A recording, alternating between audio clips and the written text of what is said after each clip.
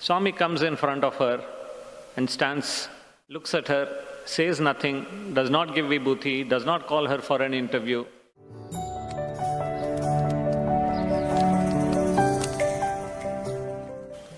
It was in 1960 when my grandmother had some skin disease called, I think, leukodermia, where she had suddenly developed the white patches all over her body, including the face, when she was still very young. And she tried a number of doctors. She tried, this is back then in 1958, 59. She tried all kinds of holy people and saints. Anyone with any orange clothes, orange robe, she would go to them. She tried everyone. Nothing worked. She was quite exasperated. And then her sister once asked her if she would like to come to Puttaparthi, because there was one miracle man who does a lot of miracles and solves people's problems, takes care of their health problems, and if they have any other issues, he's very approachable. So that was the kind of description she gave. But by then, having tried so many of these sadhus, having tried so many doctors, my grandmother was quite uninterested.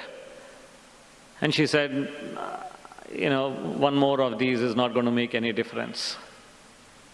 So after a lot of persuasion, my grandmother said, okay, let's go, but we'll not stay there for maybe longer than 2 or 3 days. And those days, from Vizag, it used to take about 3 days to make the journey one way. And so they had about maybe 7 or 8 days and said, let's go there. So they come to Puttaparthi. My grandmother is seated. Swami comes in front of her and stands, looks at her, says nothing, does not give vibhuti, does not call her for an interview. And that was what she was told by the people when she reached there. That Swami does these things. He'll give you vibhuti, he'll call you for an interview, and your problem will be solved. So she came with that expectation. Swami did nothing.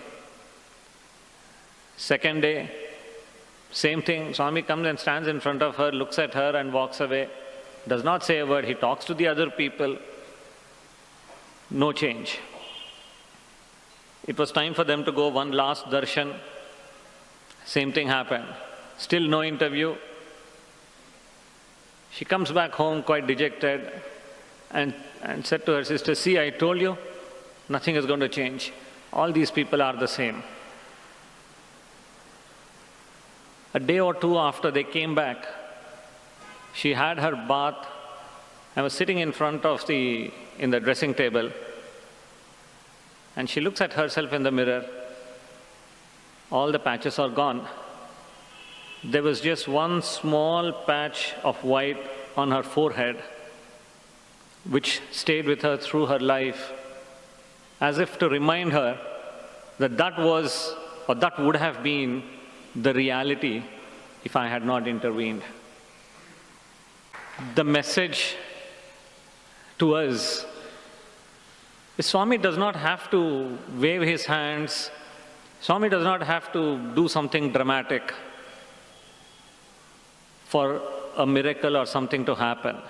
In fact, I'm reminded of this, I think these 2 lines on the Krishna Stotra.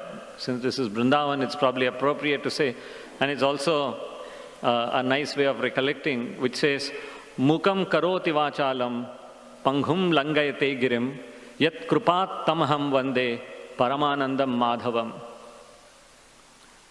The grace of the Lord can make the dumb speak eloquently, can make the lame climb mountains effortlessly.